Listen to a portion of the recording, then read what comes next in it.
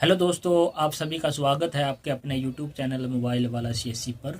आज हम इस वीडियो के माध्यम से मुख्यमंत्री मातृत्व सहायता योजना से संबंधित एक नई जानकारी आपके साथ शेयर करने वाले हैं।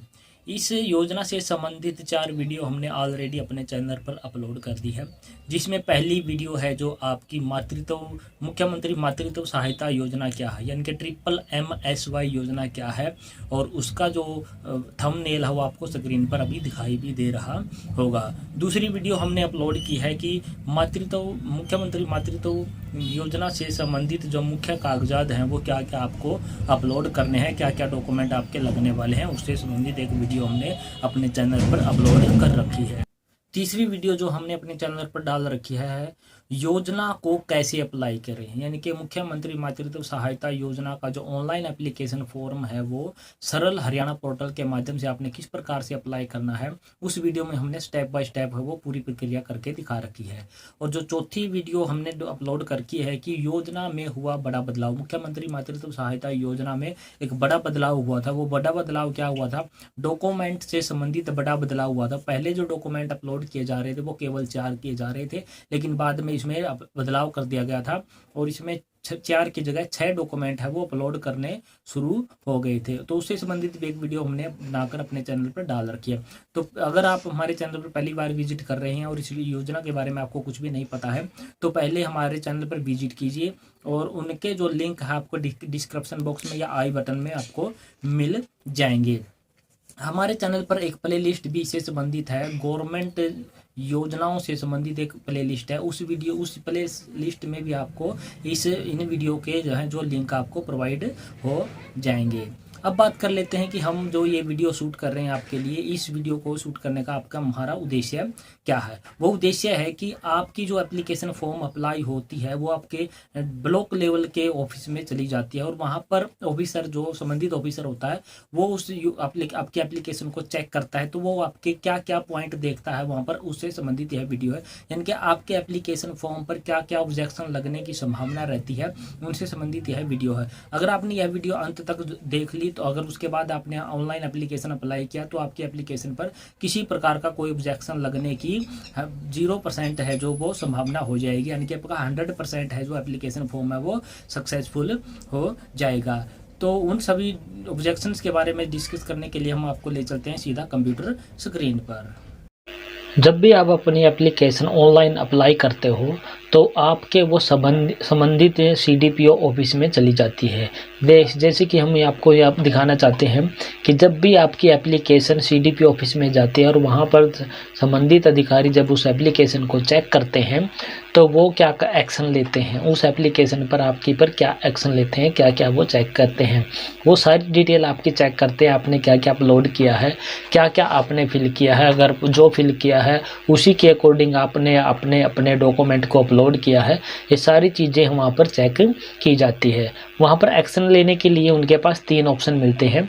जैसे कि पहला ऑप्शन यहाँ पर मिलता है जो ये वाला, यहाँ पर दे रखा है इन्होंने फॉरवर्ड और इनक्लोजर करेक्शन। इसके बाद यहाँ पर दूसरा ऑप्शन उनके पास होता है रिजेक्शन का, यानी कि बिल्कुल ही रिजेक्शन है। वो जब वो फॉरवर्ड के ऑप्शन पर क्लिक करेंगे तो इसका मतलब होगा कि उन्होंने एप्लीकेशन वो ठीक ठाक मिली है और अब वो इसको फॉरवर्ड कर रहे हैं अपने से बड़े लेवल पे, यानी कि वो ब्लॉक लेवल से डिस्ट्रिक्ट लेवल पर आपकी एप्लीकेशन को फॉरवर्ड कर रहे हैं।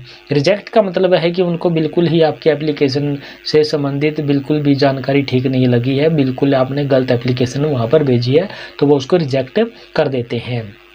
तीसरा ऑप्शन उनके पास होता है सेंड बैक टू एप्लीकेंट, यानी कि उन्होंने अगर उनको कुछ महसूस होता है कि यहाँ पर कुछ डॉक्यूमेंट अपलोड गलत कर दिया गया है या कोई डिटेल गलत अपलोड कर दी गई, गलत डिटेल दे दी गई है किसी भी कारणवश से कैंडिडेट के द्वारा, एप्लीकेंट के द्वारा, तो वो क्या करते हैं उस एप्लीकेशन को सेंड करते हैं।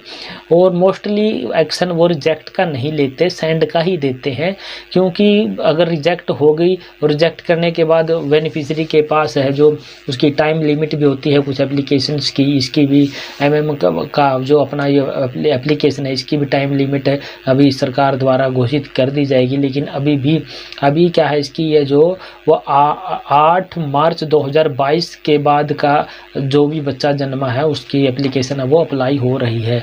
लेकिन अब क्या करेंगे यहाँ पर सेंड बैक टू एप्लीकेंट पर वो क्या क्या एक्शन आपकी एप्लीकेशन पर ले सकते हैं, इसी के बारे में हम इसको पूरी विस्तार से बताएंगे। जब यहाँ पर सेंड एप्लीकेशन पर करते हो तो इसके बाद सेलेक्ट स्पेसिफिक सेक्शन या एट्रीट्यूट पर रो पर जब वो यहाँ पर क्लिक करते हैं, यहाँ पर क्लिक करते हैं, उनके सामने क्या क्या ऑप्शन खुलकर आते हैं वो आते हैं आपके सामने, अभी दिखा देते हैं। जैसे वो यहाँ पर क्लिक करते हैं तो उनके सामने ये ऑप्शन खुलकर आते हैं।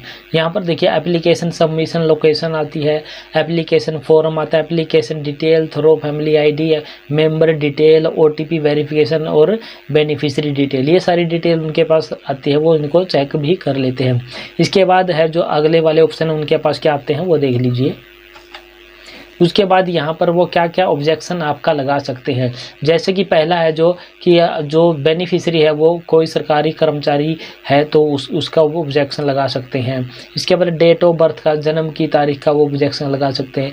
एलिजिबिलिटी क्राइटेरिया यानी कि पात्रता मापदंड जो 7, 8, 9 डॉक्यूमेंट उन्होंने दिए हैं उनके अनुसार अगर फॉर्म अप्लाई नहीं हुआ तो वो इसका भी ऑब्जेक्शन यहाँ पर लगा सकते हैं। बर्थ ऑर्डर यानी कि बच्चे का जन्म है वो दूसरा न हो के पहला हो तीसरा हो तो भी वो इसका ऑब्जेक्शन लगा सकते हैं।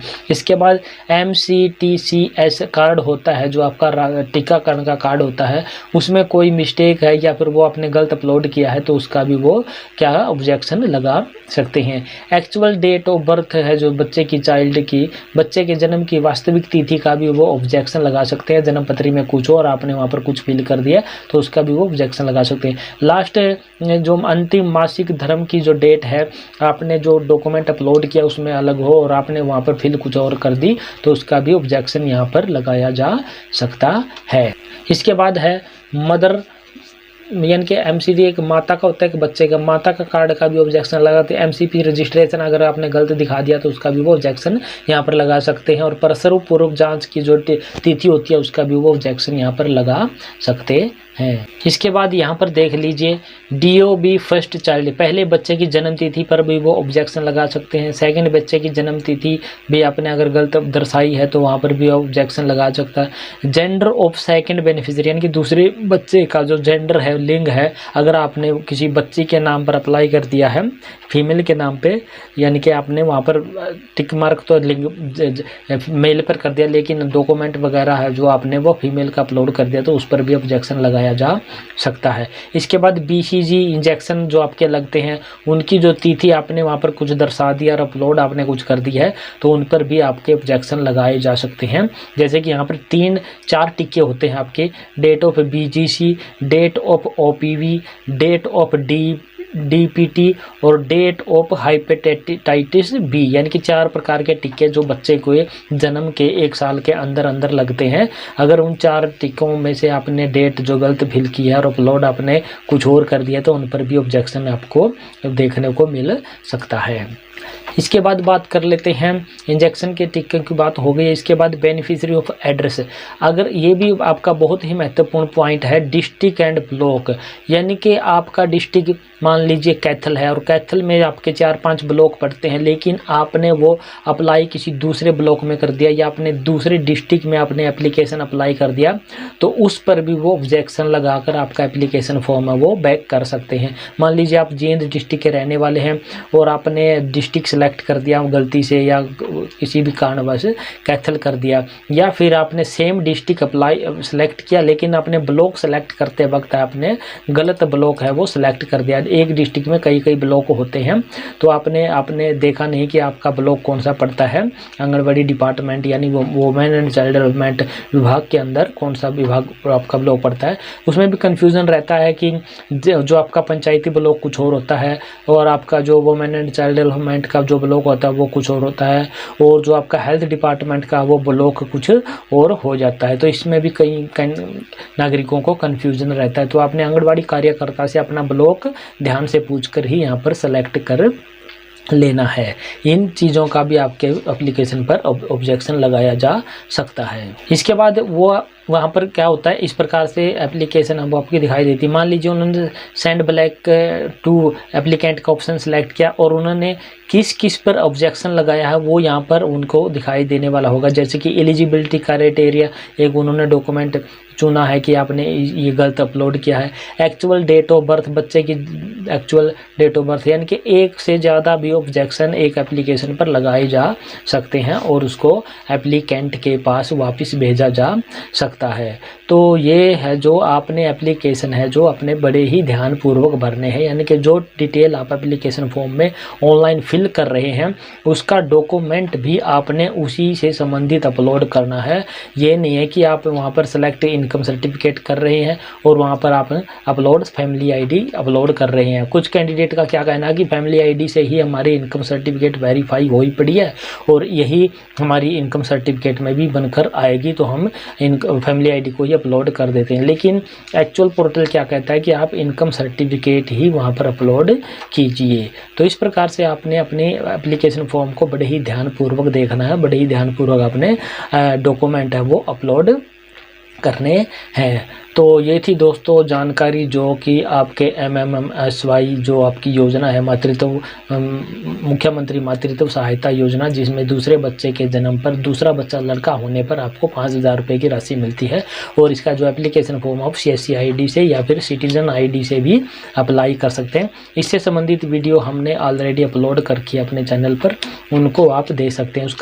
उनके लिंक आई बटन में या फिर डिस्क्रिप्शन बॉक्स में आपको मिल जाएंगे। तो आशा करते हैं दोस्तों हमारे द्वारा दी गई जानकारी आपको पसंद आई होगी। अगर आपको हमारे द्वारा दी गई जानकारी पसंद आई है तो हमारे इस चैनल को लाइक करें, शेयर करें, सब्सक्राइब करें। जय हिंद, जय भारत दोस्तों।